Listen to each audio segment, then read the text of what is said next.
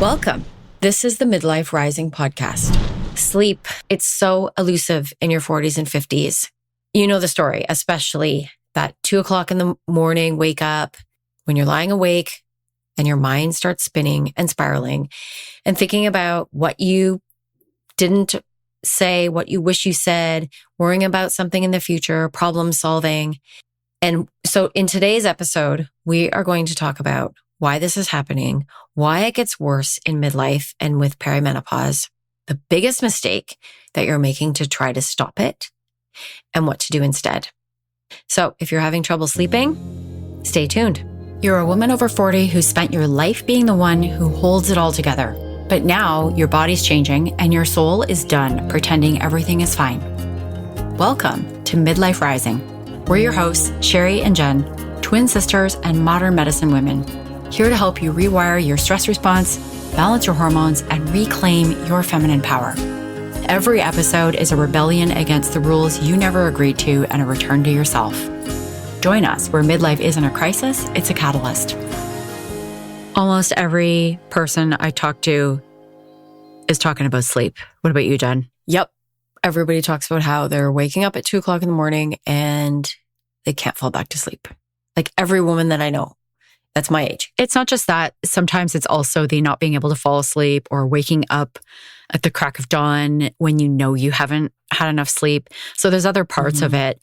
But today we're going to get into something really specific, and that is the ruminating that happens when you wake up at 2 or 3 in the morning, right? Oh, it's the worst. So that was my life for over a year. Every single night, 2 hours of sleep, I'd miss because I'd lie awake. And I'm not the kind of person to get out of bed. No. Like my husband, if he wakes up at 2, he just gets up and either watches TV or works or something. I would never get out of bed because I'm so tired. Like I'm wide awake, but I'm so tired.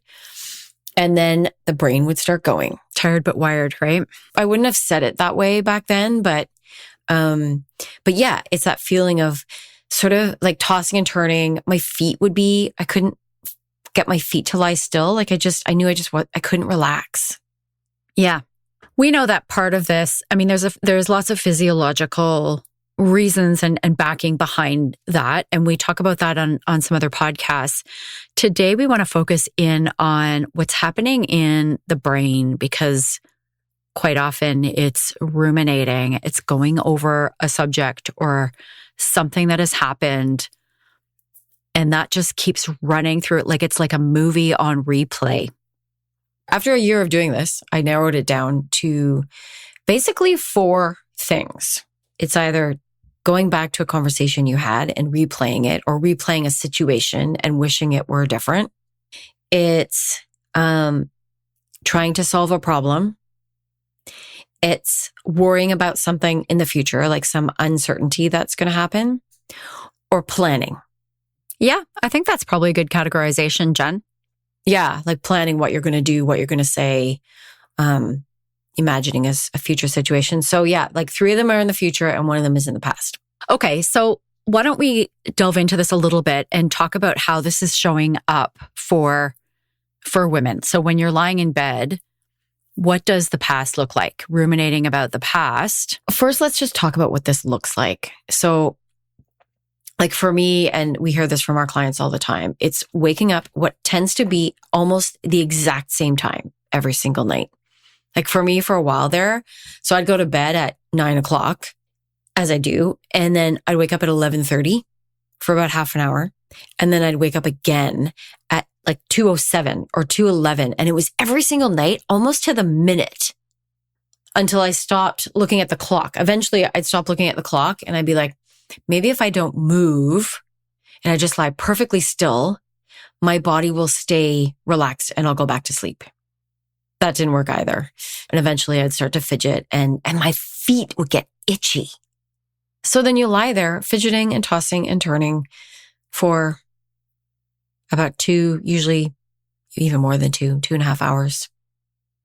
And thinking. That's the other part of it, right?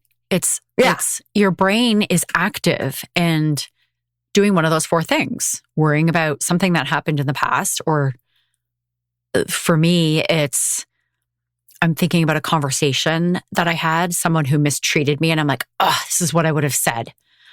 Or it's what you and I talked about before, which is I've done something or said something that has pissed someone off. And so I feel bad. Like I feel like a bad person. I feel like I've done something wrong. I feel really ashamed. And so my mind is working at softening that blow. Like my mind is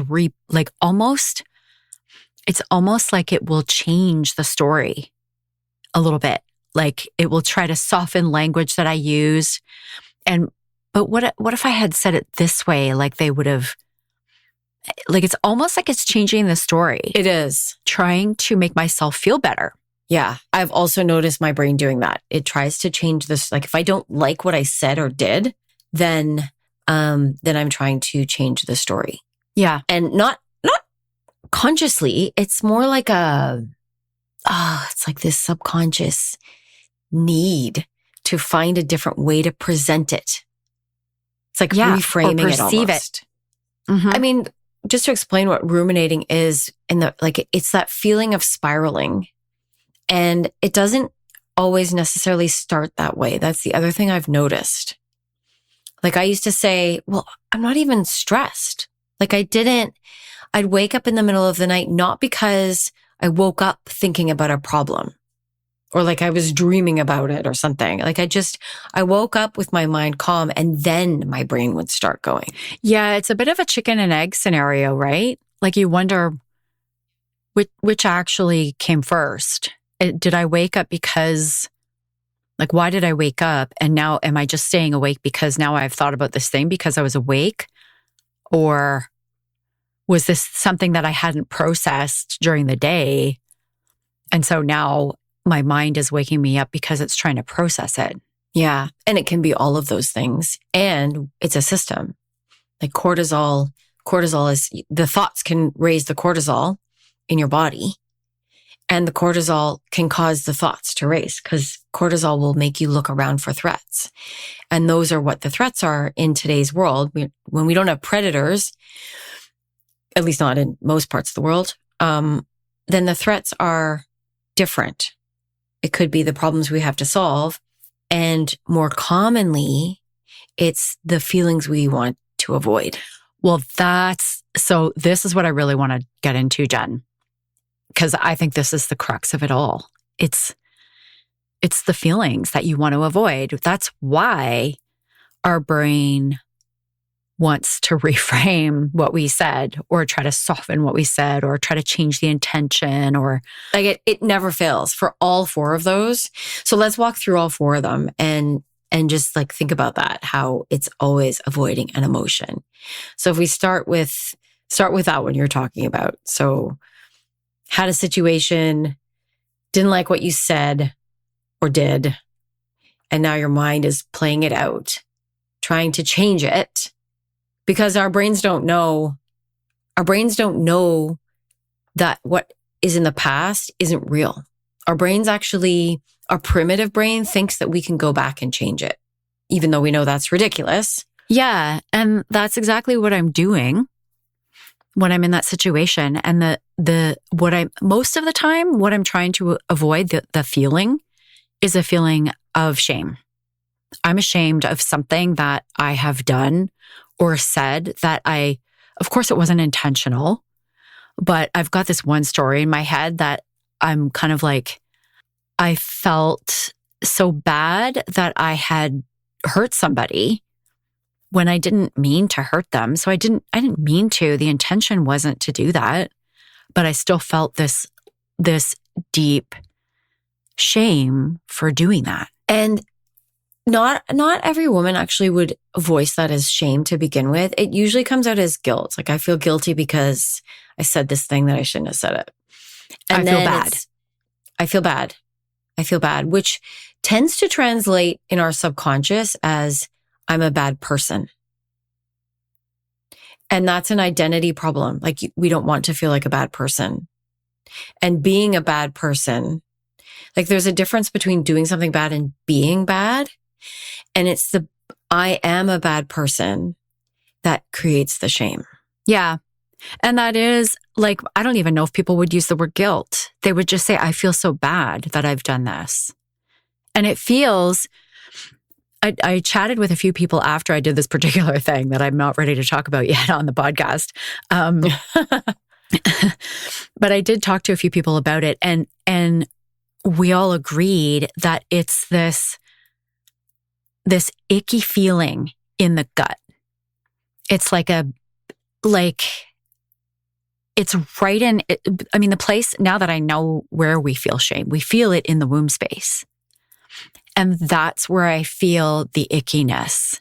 And it's a feeling that you can't quite describe. In the bottom of your gut. Yeah. Yeah. And it's just icky. Like, it's just like, oh, I wish I hadn't done that. You know, it's this. We all know that feeling. Mm-hmm. That's also helpful, actually, is figuring out where you feel it in the body. It can be helpful to figure out what the emotion is and naming it and describing it can actually help to alleviate it a little bit. Right. Because if you're also, so the other thing that we tend to look back on and ruminate about is when someone else hurt us or did something that made us feel whatever, made us feel like a smaller person, like less than, disempowered. You might feel that higher up in your gut because that's about losing your power. And then you ruminate about what you wish you said because you didn't step into your power and say what you really wanted to say. You were trying to, smooth things over, or you didn't want to conflict. So you didn't say what you really wanted to say. But that actually made you feel powerless. And we sometimes also, you can either feel powerless in like higher up in your gut, which is your solar plexus, or you could feel that in your womb space too, because we often feel ashamed when we didn't step into our power. That can cause shame. Yeah, we just talked about that on the last episode, on the one we published on self-worth.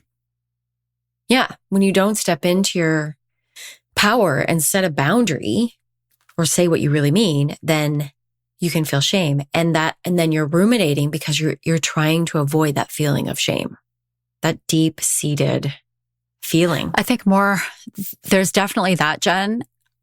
And probably what I feel more often is this anger and an annoyance with myself that I didn't voice what I wanted to say. And for me, it's actually like, why didn't I think of that sooner? Like, why do I always think of the like stick it to you kind of thing after, like way after the fact? It's after I've been thinking about it. And so then my it's almost like at night, my brain is trying to go back to the moment and replay it, except that I actually step into my power and say what I really wanted to say. Yeah. Your brain's trying to go back in time. Mm-hmm. Yeah. Ugh, it's so frustrating that we can't go back in time sometimes. Yeah. So next one, and this is a huge one, is problem solving. So we're trying to fix something. It could be at work. It could be at home. Anything. I used to always try to solve problems at work. Even now, I try to, if I do wake up in the middle of the night, sometimes I'm trying to think about marketing content.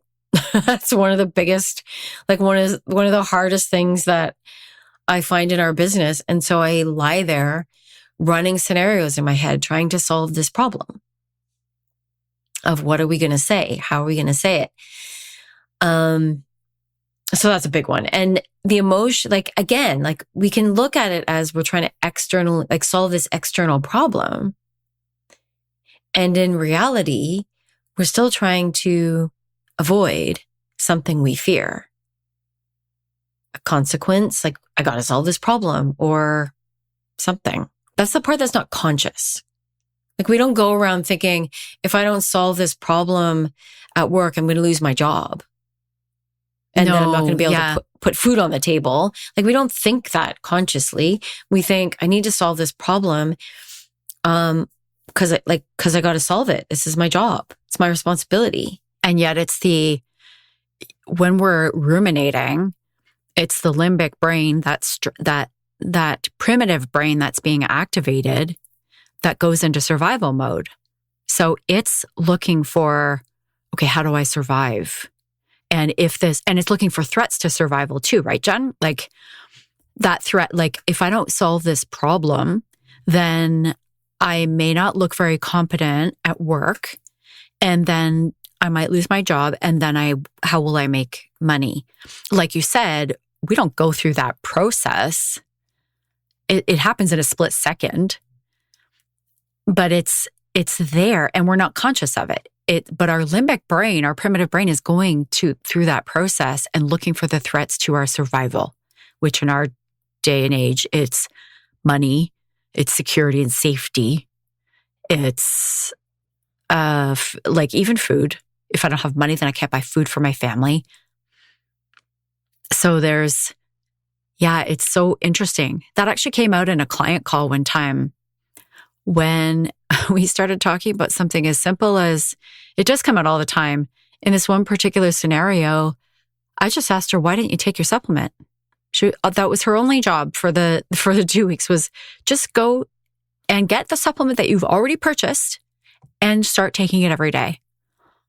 And the more we went into it, she's like, well, I don't have time. I've got all these other things on my mind. I'm like, okay, look, what do you mean you don't have time? What happens?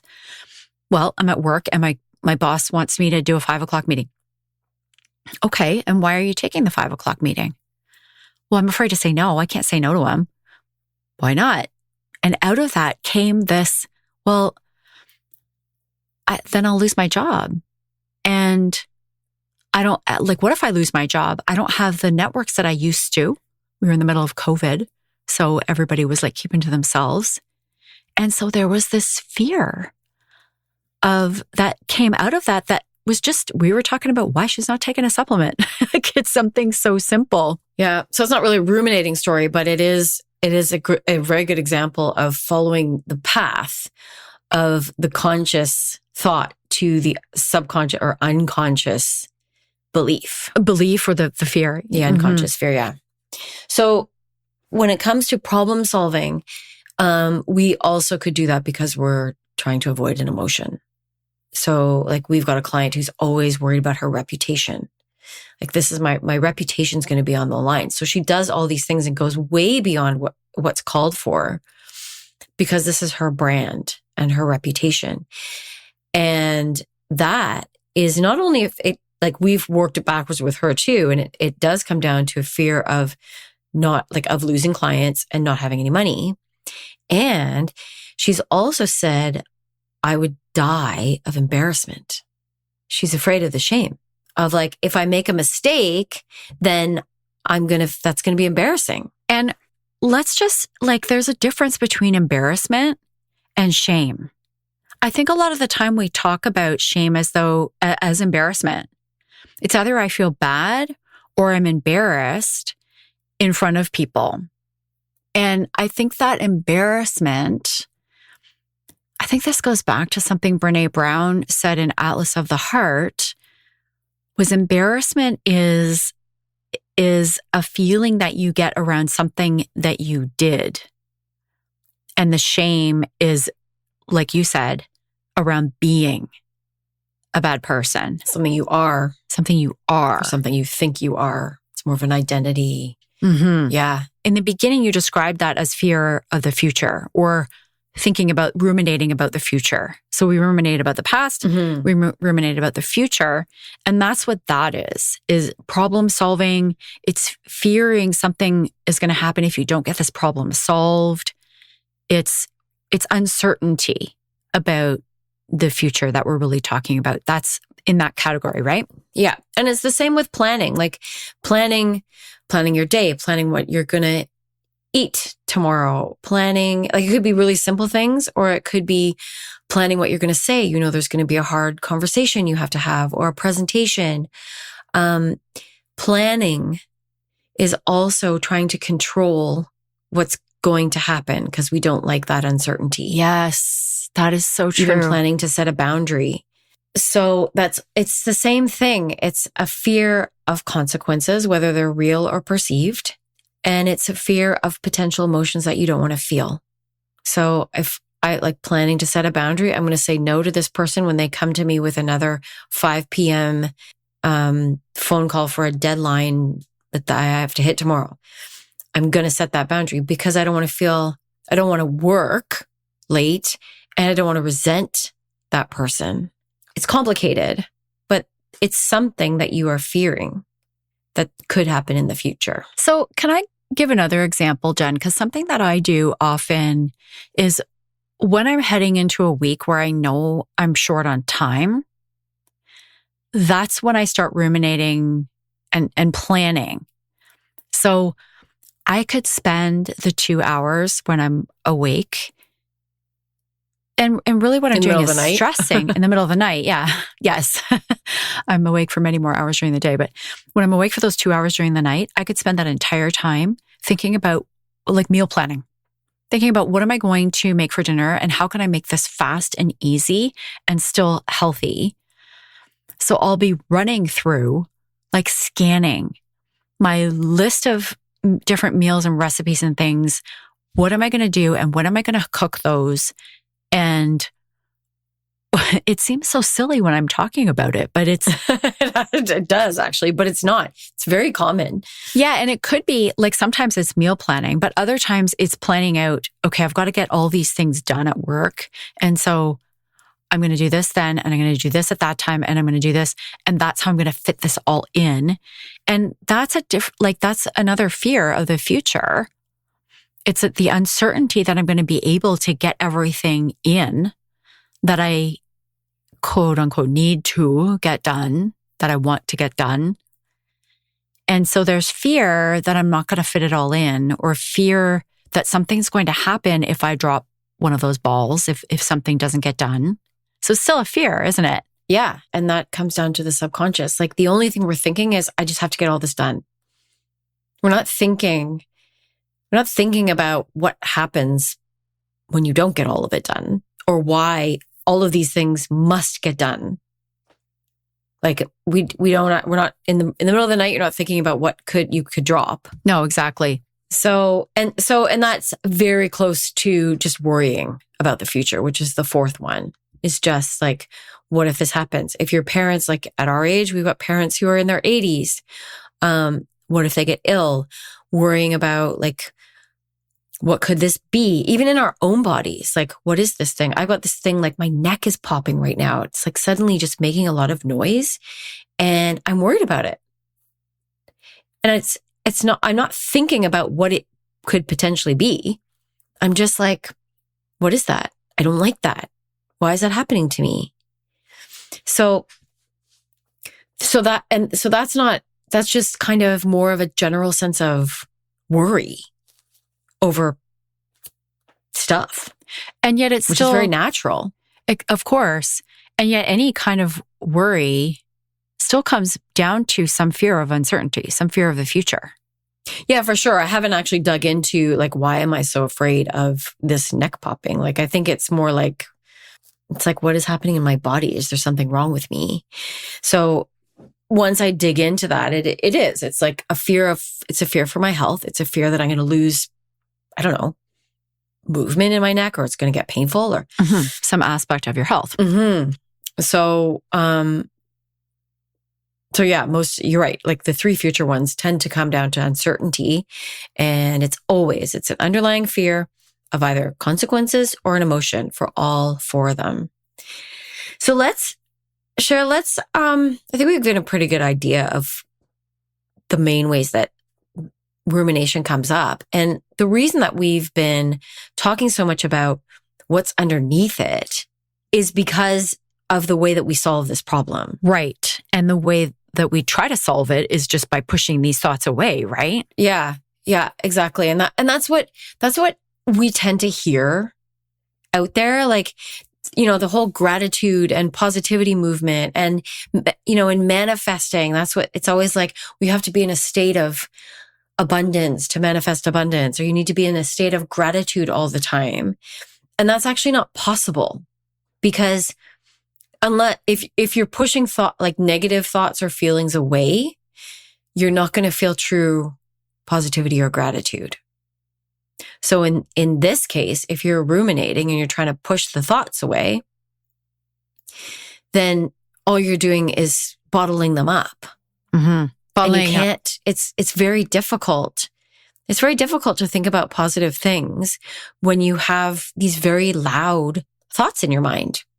and emotions that you're trying to cover up. Mm-hmm. Yeah. So the counterintuitive thing to do instead is to actually watch the thoughts and let yourself think the thoughts. So what I do is I watch the thoughts and I watch what I'm actually thinking, which is how you and I both, Cher, have been able to get to these things that are underneath it. Because when you get to the emotion that you're trying not to feel or the fear you're trying to avoid, then the thoughts just dissipate. That takes away their power completely. Yeah. Labeling, being able to name the emotion that you're feeling, that has a lot of power just by itself. Just being able to label what you're feeling as, I'm feeling ashamed of this thing that I said or did, and I'm trying to change that. Or I'm feeling worried. I'm uncertain about this future, about solving this problem. And that's making me feel afraid of something. You don't even have to name what it is that you're exactly afraid of. You can just name the feeling. It's a great first step. Yeah. So to sum that up, Jen, the mistake that we often make is trying to push the thought away, trying to cover it up with some other positive thought. So sort of distracting ourselves with a positive thought. And what that's doing is just like putting whipped cream on shit, because you're not actually you're not getting at the underlying emotion that just needs to be released. Yeah. Even saying, like, what I used to say to myself all the time was, I can think about this tomorrow. I don't have to think about this now. I can think about this tomorrow. Just set it down until tomorrow. And that didn't work for me a lot of the time. Sometimes it works, but a lot of the time it didn't work until I actually sat there and went, okay, what am I really spinning about here? So Jen, let's talk about what we have as a solution for this. So listener, if you have been feeling any of what we've been talking about, this waking up in the middle of the night, ruminating on something, whether it's past or future, then we have a solution for you to sleep through the night. It's called the Sleep Sanctuary. And this is going to be ready for you by the time this podcast is released to get you sleeping in 14 days through the night. So if you want that, then hit the link in the show notes. It's midlifewomenrising.com/sleep. And we'll get you sleeping. We'll get you through this rumination. So go do that and come back next week for another episode. And if you found this valuable, share it with somebody.